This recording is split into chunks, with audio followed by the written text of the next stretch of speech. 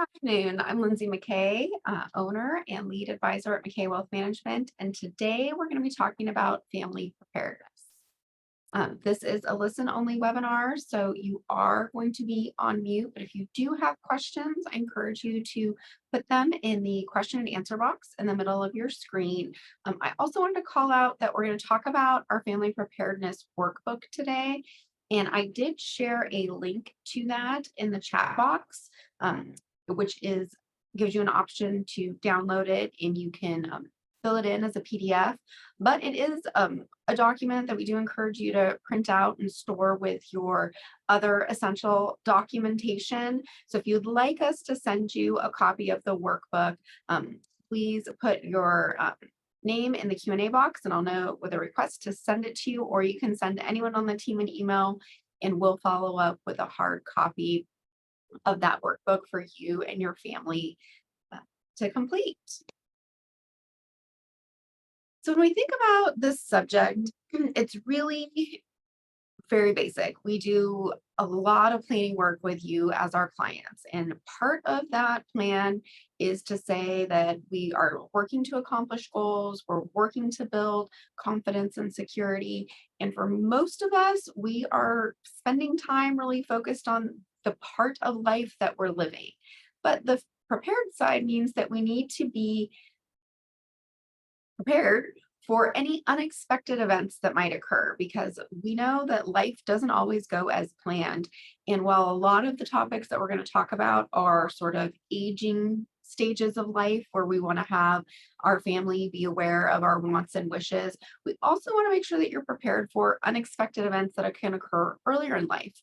We see that be things like loss of cognitive ability. So if one of you in your family is always keeping track of all these documentation, but you're starting to have some challenges keeping track of it, or really just it's getting to be too much to handle, it's helpful to have other people in the family that know what's going on, that knows where to find this information. Or if an accident unexpectedly occurs much earlier in life where you lose a loved one or something happens that causes it to be a situation where someone needs to step in and take a more proactive role. We're really just trying to make sure that all of that great planning work that you've done with us lives somewhere so that someone else in the family can step in and have a greater understanding and be prepared to help if needed. As I said, this is really meant to just start thinking about the different pieces of your financial life, your medical life, your digital life, all of these pieces that are out there that you have a really great handle on. But again, if something were to happen where you needed some assistance, is there anyone else that has access to this information or knowledge, or so much of it kept either up here or I mentioned digital. A lot of us keep records in our own computers or online. Who else is going to have access to that information if someone needed to in unexpected circumstances? So when we take a step back and think about the importance of having a plan, I think everyone that's a client of ours knows that we are big believers in really outlining everything that we can anticipate to happen, but also really thinking about those unanticipated events. So taking it a step further. So if you've done a really great job to plan, is there something that's holding you back from being able to share that with your family or your spouse? Or do you feel like that your family's in the circumstances where everyone's in the loop and everyone's on the same page? So if something were to occur, we really got it all outlined so that we're all really accessing or starting from the same point. So when we think about it, we look and say, well, what are the reasons that people feel like they haven't had the conversations with their families around some of these topics?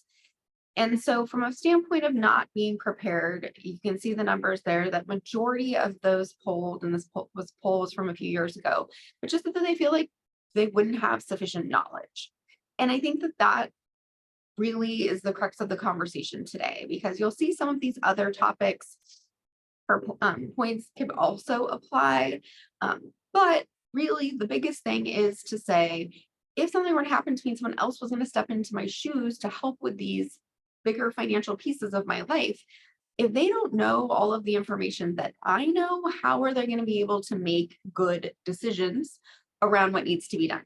So it really starts with that information sharing and making sure that we're educating those around us on not only our own personal circumstances, but really what our wishes could potentially be.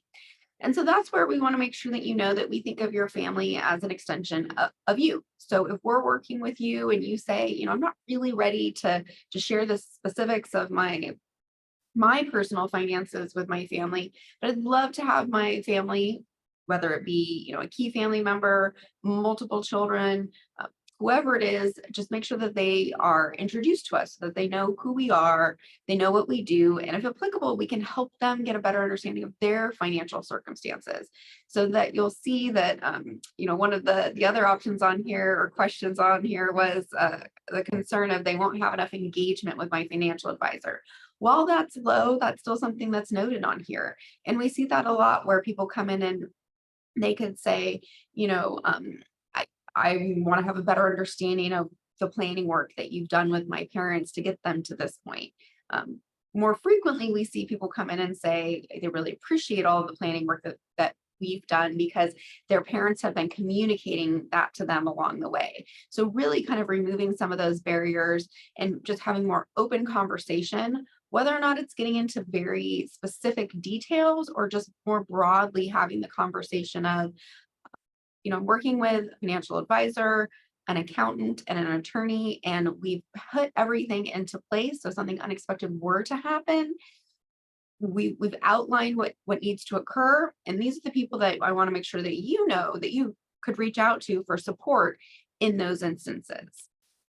The other thing I'll comment on there is that there's huge peace of mind to the next generation, just knowing that a lot of this is already outlined. We have conversations on both sides where we're working with the parents and asking what they've shared with the next generation or their children. But we also have conversations with the children and we're saying, how much do you know about the plan that your parents have in place?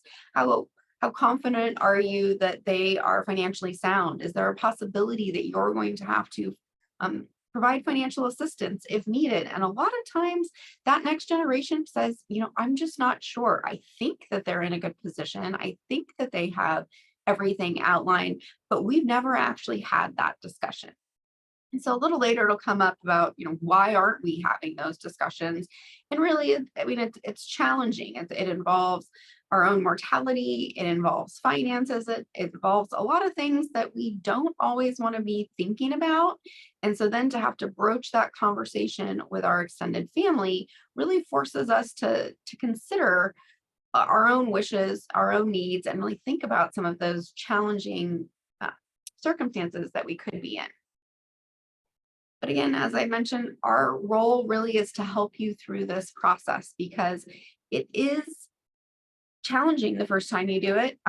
We'll look at when's the right time. And guess what? The answer is there is no right time. It's unique for each and every family and situation.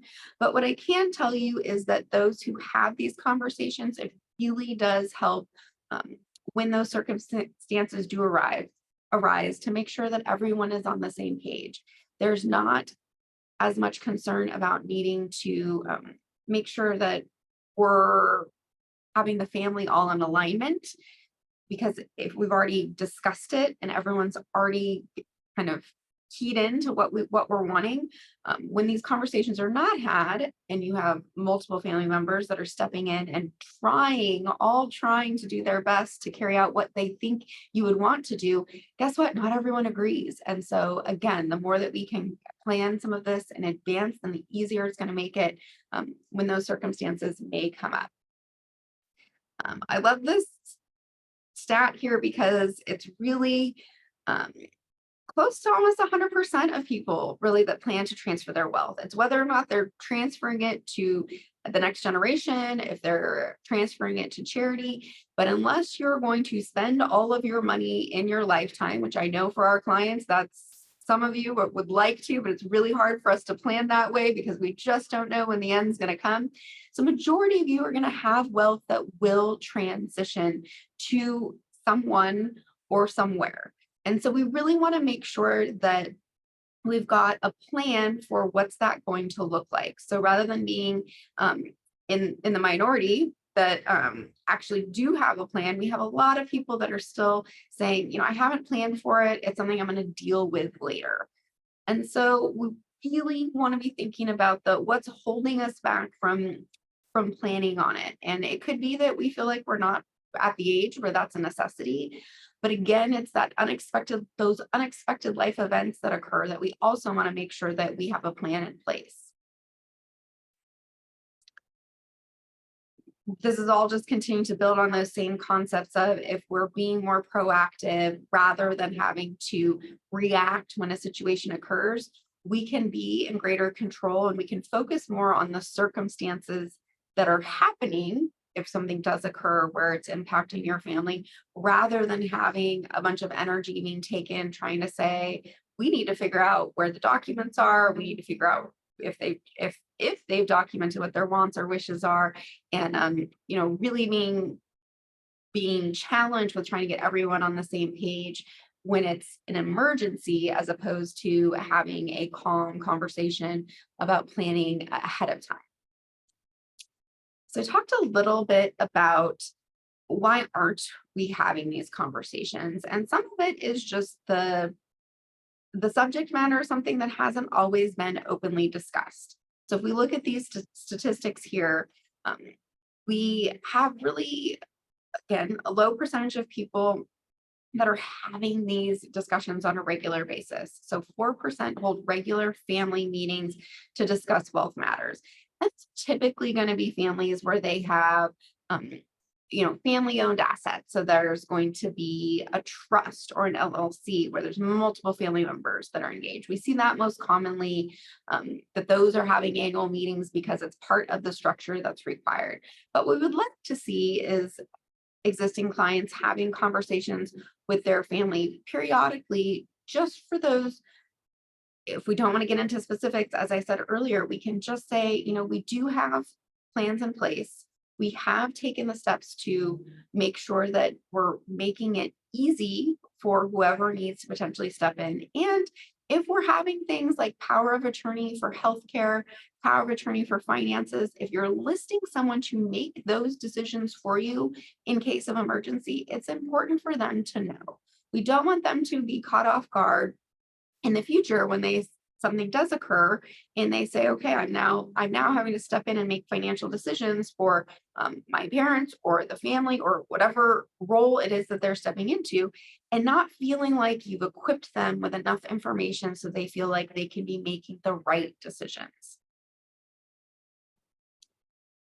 We talked about being proactive versus reactive. And so this just lists some of the triggers that we see people hit that get them to start really be thinking about, okay, I need to be doing a better job of planning. And you'll see that some of them are starting family, poor health scares are a big one, a death in the family or a death around someone around us. And so really it's just saying, rather than having it be something that springs to our attention at a time in life where it's maybe not as opportune as doing it now, starting to think about it ahead of time and really be intentional about how we want to do. Okay, it looks like some people are saying that they are having trouble accessing the workbook. So let me see if I can share it in the Q&A part, but if not, we'll follow up with an email afterwards that we can be sending those to as well. And then another question that came up is asking about documentation and whether or not we want to have copies of wills, trusts, legal documents. And the answer to that is yes, trust documents we always are going to retain on file when we have trust assets, because that's the document that dictates how they need to be managed, who's the trustee, etc. And then for wills, we also are willing to hold a copy of you in your client vault. The challenge with that is we just want to make sure anytime that you update it, you're providing an updated document as well, because we could be in circumstances where if you've made changes after you've given to us and a family member comes, obviously whatever document is dated the latest is going to be the most current, but we also want to make sure that we've got that most current document in our records as well. And I think that's a great thing to just pause about some of these documents and where to keep them, because we'll get into that a little bit later as well. But a lot of people will keep them in a safe or a safety deposit box, which is fantastic for security purposes. But we also want to make sure who has access to that, who is going to be able to get to those documents if something does occur. So we really want to be mindful of, if we're keeping them in a locked, secure place, which is our preference for everyone, but we need to make sure that someone, the right person that's going to be in charge of those things, has access to those documents if needed. So when we said our planning, a big part of it is to just sort of think about what's most important to us when we are thinking about these bigger picture items. And so you'll see from the chart here that for most people, it's the providing peace of mind. I would say that 49% to me, that is peace of mind, security and comfort. So that's saying not only do I know what's going to happen if unexpected events occur, but someone else in my family does as well. That gives the entire family, a really good peace of mind place to start. And then when we look at some of the bigger chunks here, when we think about legacy planning, that's if we're transferring wealth, which we talked about, most of us are going to be doing, what is important to us as that money transitions. Education is a big one on there. I know I hear that a ton from clients, but they want to make sure that they're helping to provide education for grandkids, because they know education costs continue to get increasingly higher and higher. Medical needs, that's more of a saying, I need to provide for myself. I need to have enough money available that if something were to happen towards the end of life, I'm going to be able to provide for myself without having to burden my family. I hear that one a lot, where people say that they don't want to feel like they're burdening the next generation. Also under that's going to be special needs. So if you have a child or grandchild that has, special needs, where they're going to be dependent financially on someone for a much longer period of time, that's something else we want to be really mindful of our planning and be able to make that, a longer impact. Keeping the family together, this one is big. It really is challenging when we have tension within families and then we're not expressing what our wishes are, and then they're finding out after they're gone what might happen. So if you have a family member that you are listing as your executor or the person in charge of settling your estate, and you have other family members that are going to be excluded, I highly encourage you to have some of those conversations ahead of time, so the onus is not put on the family member that's executing your plans, because that creates a lot of tension for those family members. And it's really unfortunate when it's not their decision, they're just carrying it out, but they're sort of the one that gets the brunt of the frustration from other family members. And supporting financial difficulties, that's also, we have a lot of clients that say, I don't want to exclude family members, but I want to make sure that I'm providing for them in a way that isn't going to create extra challenges for them. So there's ways that we can really help people help themselves if getting money or a large sum of money is something that would cause extra stress or challenges in their life. Philanthropy, that's one too. If you're going to be giving money away to various charities as part of your planning, it's great to communicate that ahead of time so that your family knows about your philanthropic desires, and then nothing comes at a surprise. And then there's all sorts of things that could fall into that other category. And for each one of your circumstances, happy to have a conversation about, what fits in there for you when you really think about what's important when we're planning for money that could potentially transition to that next generation. So if you're on this call today, you're already starting to think about these things. And so I think that you're already entering into the shift your mindset, but it really is sort of important to focus on, let's be thinking about what is at the end, as opposed to what's happening right now. So we want to be thinking about long-term goals, not just for you, but for your family. As we've already talked about, start early. So if you have key family members that you feel comfortable starting these discussions, it doesn't have to be specifics. It can really just be that broader, we do have plans, or I have taken the steps to put this into motion, just so that they're aware. Stay engaged. That means continue to keep them updated as plans change or circumstances evolve. I think that open communication makes such a big difference in everyone feeling confident and secure in the plans, because we're able to have questions or have conversations and ask questions rather than, as I said earlier, a lot of that next generation feel like they have to make assumptions about the circumstances of their parents. And it can be a lot more reassuring to be able to have those discussions as opposed to just hoping that everything is as we think that it is.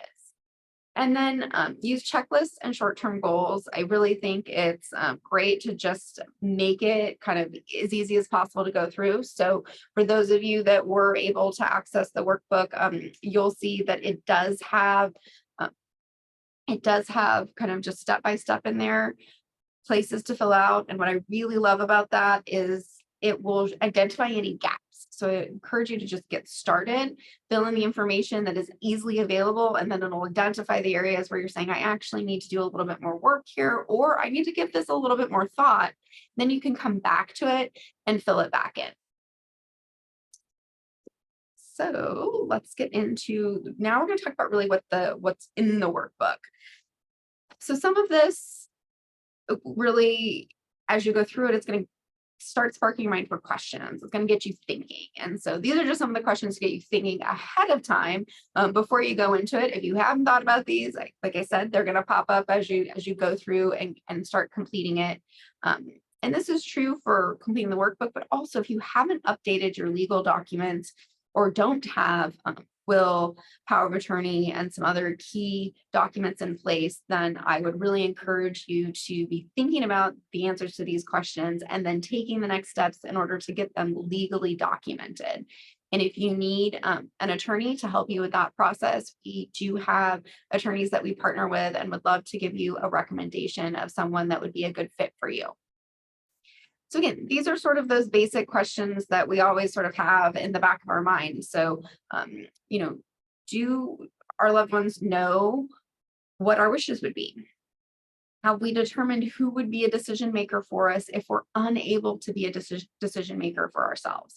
And that one in many families is easier or more obvious. Right away, someone comes to mind, but in other circumstances, it might not be that direct. I know in my own circumstances, when we did our planning, my husband said immediately if something happened to him or I, his brother would be the one that would be the decision maker for him.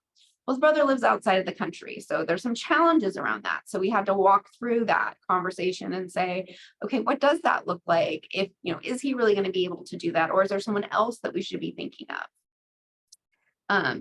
Healthcare wishes. This is a big one that requires a lot of communication to me, because if you're going to be putting someone in charge of making healthcare decisions for you, you want to make sure you tell them what you would want those decisions to be. Again, we've seen countless situations where it is challenging to be that decision maker, where you're stepping in and you're having to say, this is what this person would want. If you already know what they want you to do, it's much easier. Otherwise, it's really challenging in those emotionally fueled moments to say, I'm putting my own personal feelings aside and trying to make decisions based off of strictly what I know that they would want to do. And then again, documenting those. So if you have those documented in your legal document process, that's something that we can give to your healthcare provider, but also your healthcare decision maker. Beneficiary designated assets. This is a really big one in the planning that we do, because any accounts that have beneficiaries on them, so that's going to be qualified or retirement accounts, carry beneficiaries on them, annuities carry beneficiaries on them, transfer on death or TOD accounts carry beneficiaries on them. All of that planning or all of those designations are going to be what is carried out regardless of what's listed in your will. So if you have something listed in your will that's different than what you have on those type of accounts, the will part will become irrelevant for those accounts. So that's just to say we want to make sure everything matches up. So we really, again, there was a couple of questions in there about, do we want copies of your will? It's great for us to review them, because then we can say, wow, this actually says that you want to give X amount to each family member, but in the planning that we've done, we have percentages given to them. So they're not going to be dollar amounts, it's going to be percentages, and just having that conversation. And then the last one, I think, is becoming increasingly more challenging in the world of password security and ever-changing passwords. I have a hard enough time keeping track of my own passwords, let alone having them documented somewhere. So if something happened to me, a loved one would be able to get access to my online accounts. And if you are not getting paper statements, this is even more critical, because we want to make sure that people know about what accounts you have. And it used to be that you would, something would happen, they'd be collecting your mail and they would say, oh, a statement came from the bank. So they have an account at this bank. I didn't know. It's not their primary bank. This must be a different account. Well, if you're not getting those statements anymore, it becomes much more challenging to piece together that financial picture unless it's documented somewhere, which the workbook will do. And then if it's online only, is there a way that they can gain access to your online records? More questions to think about as we continue to age. This first one is probably one that we have people hesitate with the most, because no one wants to go to a nursing home. It's not part of our plan. But if it does happen, do you want to be able to decide ahead of time where you would like to go?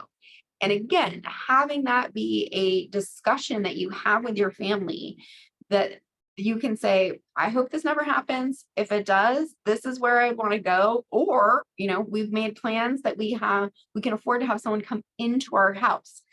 Outline all of that so that there isn't a time where someone's coming and making a decision on your behalf that varies with what you would want for yourself. That's the second, thing, sharing those wishes with your families, not only for those circumstances, but if something were to happen to you, ultimately you pass away, whether that be long-lived life or premature, what happens then? I had this own conversation with my mother the other day. She was going, she had an appointment to go to meet with the people that are going to cremate her. And she's telling me she wants to be cremated. She's telling me what she wants done with her ashes, all of these things ahead of time. It's a little bizarre when you do have these conversations, but it's also good because now I know exactly what her wishes are, and then I can follow through on them for her. Medical records are one too. As we increasingly get older, I think that we become more comfortable sharing some of those things with our key family members, but ahead of time, is there someone that you're listed as your emergency contact, or someone that you give release to if you're unable to be making these decisions for yourself? Do you want them to have the full picture? This middle one, does your current plan reflect your current wishes? These can change over time, and they do. So a lot of times I'll see planning that has been done, but then I'll ask about it and they'll say, well, something has occurred over the past 10 years that has changed those plans, and I really need to get them updated. And so if that's you in that circumstances and you're saying, I really need to get them updated, then I encourage you to update them, because they could very well change again in the future. But if you feel strongly about wanting to make changes to what you've done in the past, let's take action to get those changes made, as opposed to just continuing to sit back and wait on those.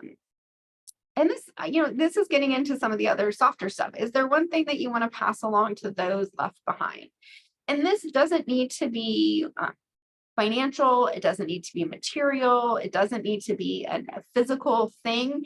This can really just be stories. It can be, I love seeing letters where we're saying, these are what I hope for you in your life, especially when we think about some of the age gaps that we see in generations.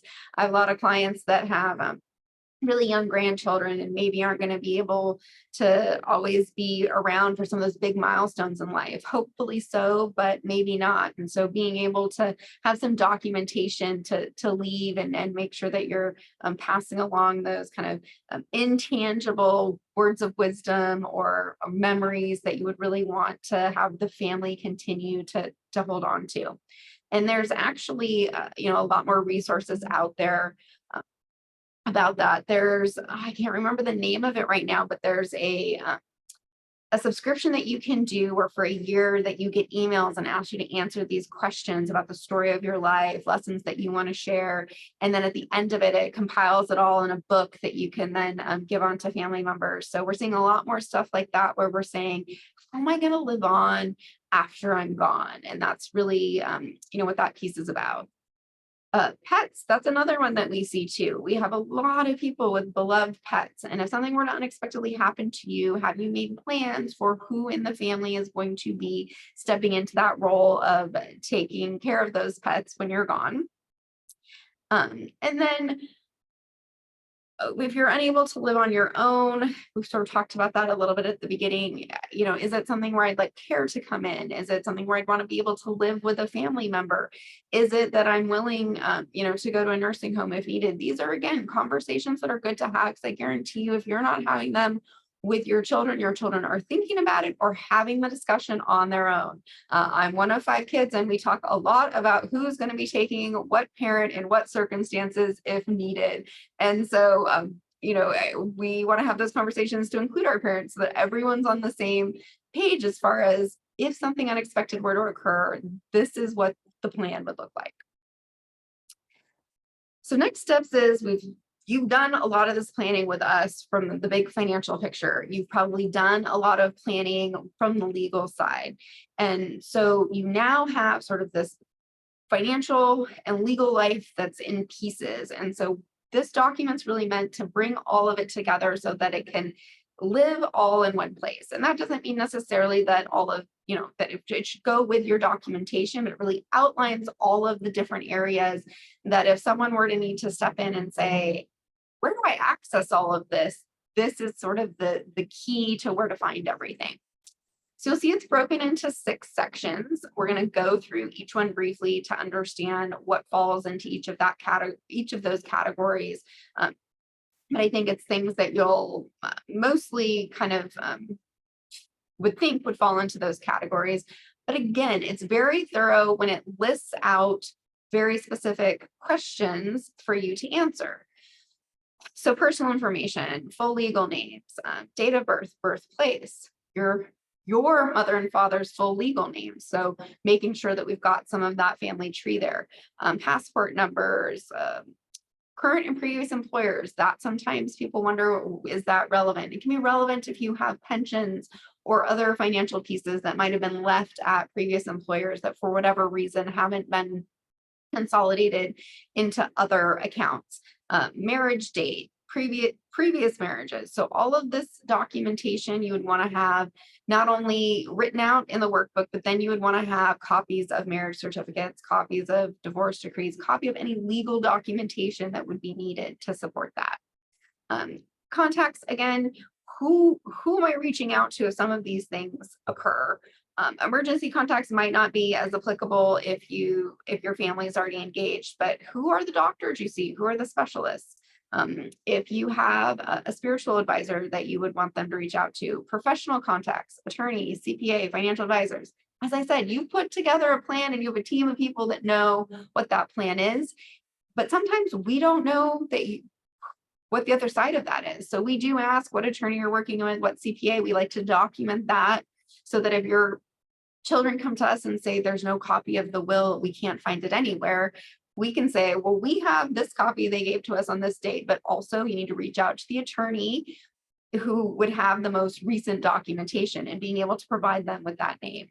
And then again, depending on who you list for some of these, you might want to be able to provide that information. So executor of your estate, that doesn't need to be a family member or friend. There are third-party services that will do that for you. So that's something that's always to be considered. Let's see, we had a question come in regarding this. Is it better to have this personal information, such as social security, bank information, on paper or online? Both seem easy to steal. How do you secure all of this? That's a really great question. So anything that you are documenting and saving somewhere, you want to ensure that you have it protected. So if it's in a safe, again, you're going to have, if it's printed, hard copy, you want to have it in a secure place that someone else in your family knows where to access it.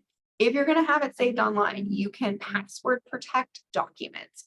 So you want to make sure that you're saving it with a password and then sharing that password with another family member.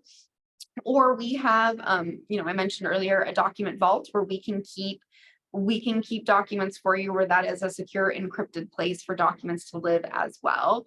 I totally appreciate that it's a lot of information to keep in one place. And so that's why we really do want to make sure that it is secured somehow.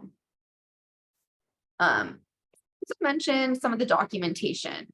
The documentation would be the pieces of information that support some of those other pieces that we already talked about. So you can see there really anything that would come to mind for your main identification forms. I already mentioned marriage certificates, divorce decrees, death certificates. This one is applicable if you have money that you inherited from your family. So your mother, your father, maybe other family members, that still is in some type of vehicle that is tied to them. You'd want to make sure to have copies of their death certificates. If you had a spouse pass away, copy of their death certificates, because there's sometimes instances where assets don't get retitled and the second spouse can pass away. And then all of a sudden, not only are we having to document that one spouse is gone, but now we're having to provide documentation about the spouse that maybe passed away a decade ago.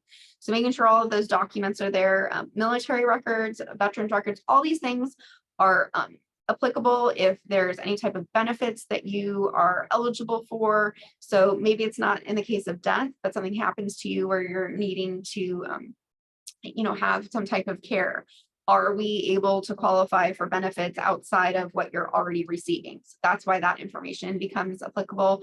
And then the rest of it is, I think, fairly obvious. It's just records of what do you own and what is valuable. So the other thing that we'll say is, household inventory. A lot of times there's stuff in households that people don't always know what it's valued at. And so if it's something that is an expensive item that your family member might not realize is an expensive item, we want to make sure that that is documented. This is also really helpful for you to have documented for yourself in case you ever have a fire or a flood or something that were to happen where you had to provide a list of, this was everything that was in my house that needs to be replaced. Insurance companies are particularly strict about, wanting to know not only what was in there, but being able to document their values if it is a high value item.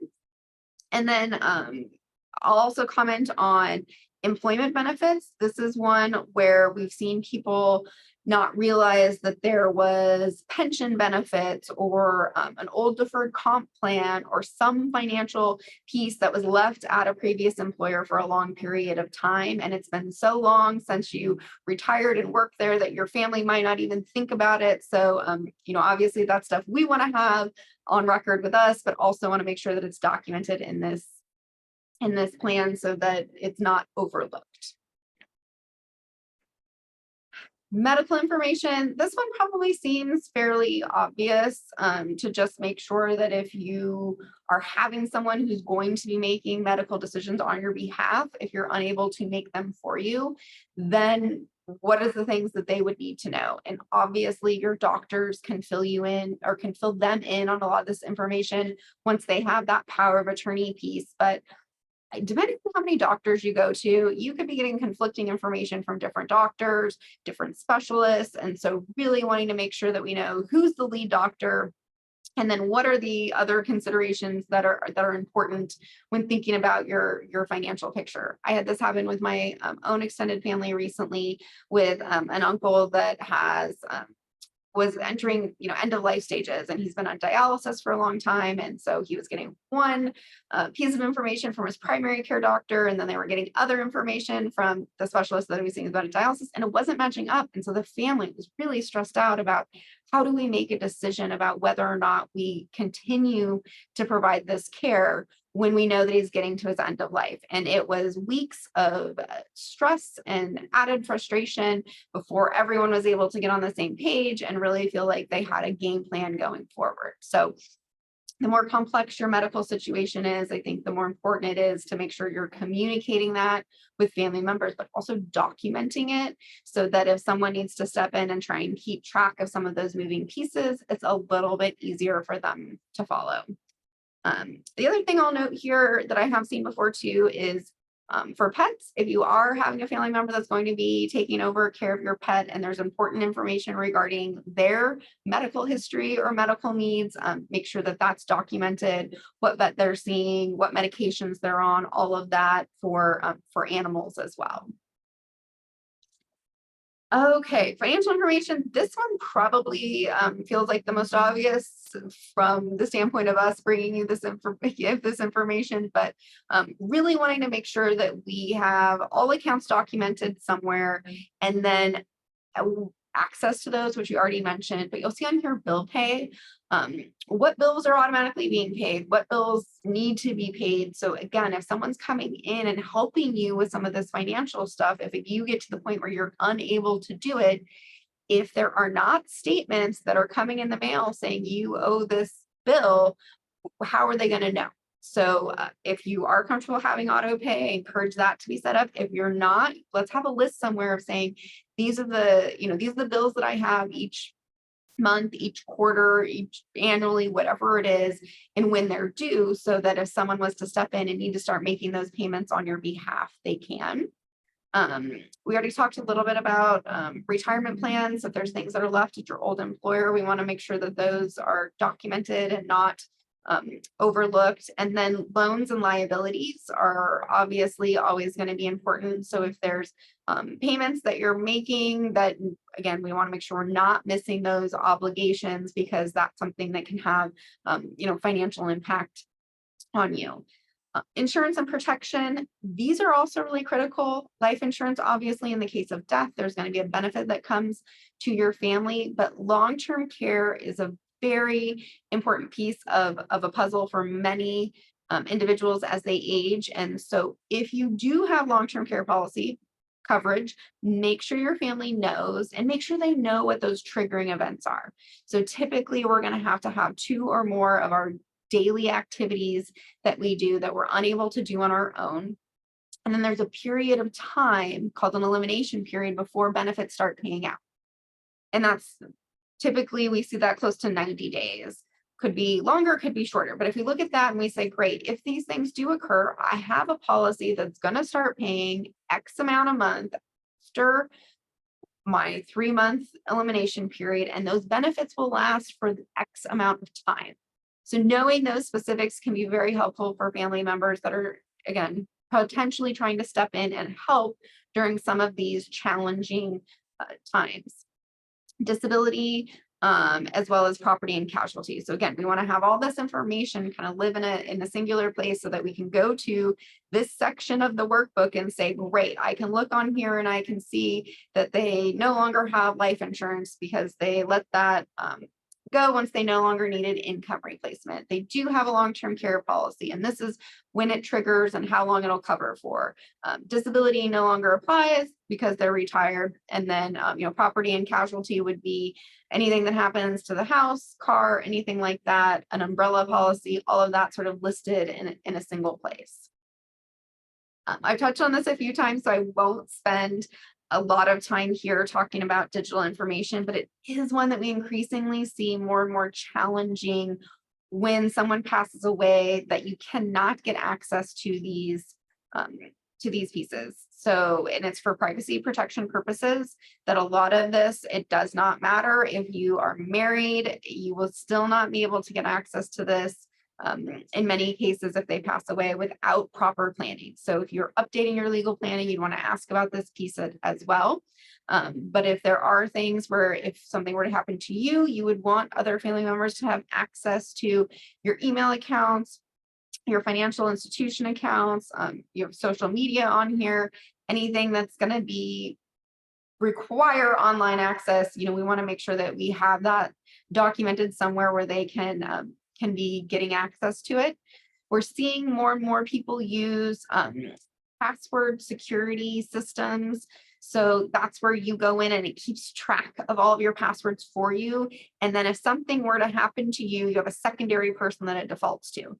And so there's a process that they go through to document that something has in fact happened to you. You're either incapacitated or have passed away. And then that'll trigger to the person that you've deemed as your, kind of your successor for that account will then be able to get access to all of those passwords. It's also really helpful because they can create very long encrypted passwords for accounts for you and store them so that there's extra security. And it also eliminates the need for you to constantly trying to remember your passwords for the various different accounts that you have online. So another section of the workbook is really going to be that family legacy piece and final arrangements. And I talked a little bit about this before, where that's the story worth, I think is the name of that I couldn't remember earlier, where you can bring together kind of the history of your family, lessons that you would want to share, words of wisdom, and they document it all in a book for you. But there is a place in the workbook where you can document some of these things.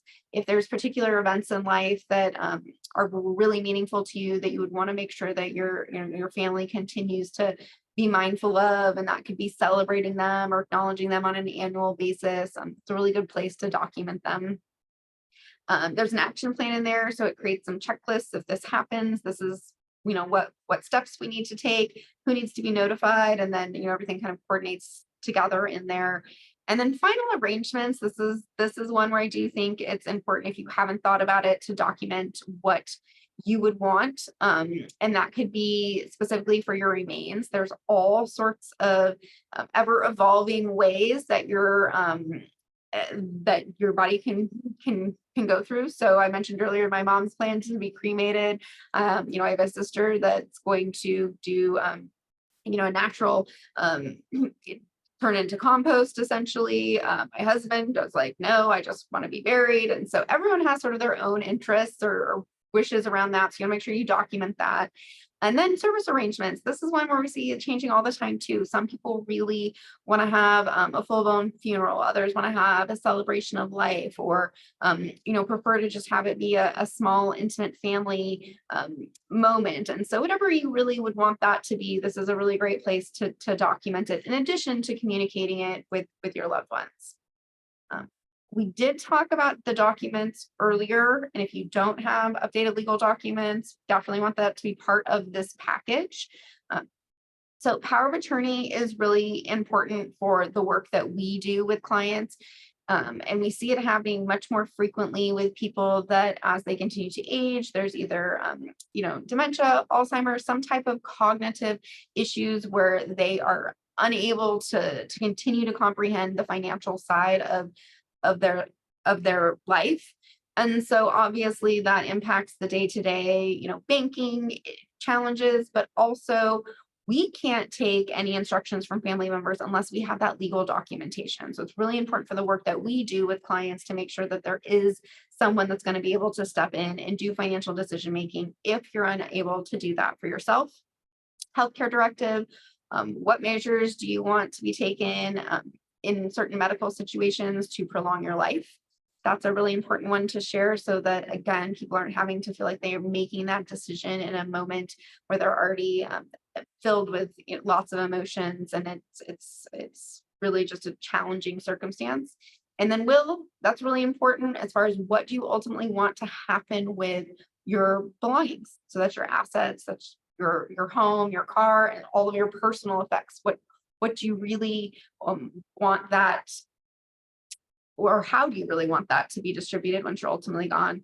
And then trusts are an interesting one. We get a lot of questions from people of whether or not they should have a trust. And there are a lot of circumstances that trust is a really valuable tool. So if you have a trust that has not been funded and you want to, explore that, we should definitely have a conversation about that. Or if you say, I don't have a trust, I'm curious about what circumstances it would make sense, for me to have a trust, absolutely can help give some guidance around that.